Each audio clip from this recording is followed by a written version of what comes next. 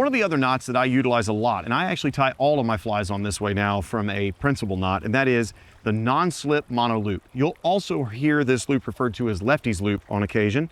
Here, all we're gonna do is take the line, we're gonna make a standing little overhand knot. So you start the knot with that right there, just a little overhand. Take your fly and then thread it on your tippet. And this may seem difficult, but with a little practice, this knot is very, very simple. Take the end that you just threaded through your fly and put it back through the overhand knot. Once you've done so, it will look something like that right there. Note that we have enough tag end here to actually work with.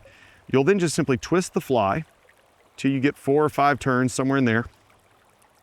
Take that tag end and put it through the overhand knot. So right here, I'm gonna take it and actually thread it through that overhand, grasp the tag end, and here's what we're gonna do. When we have it like this, pull the tag in pretty tight, wet the knot, and then simply pull the main line to tighten.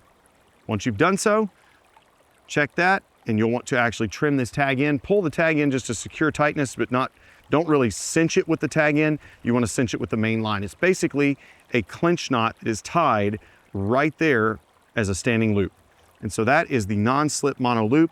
All I would do is grab my nippers, come in here and trim this, and that is the knot fully completed. This allows your fly to move a lot more when tied on. It allows full range of motion and even causes sinking flies to actually sink slightly faster because they're sinking under their own weight and not actually being dragged down by the tippet material as well. So just another great knot to add to your arsenal.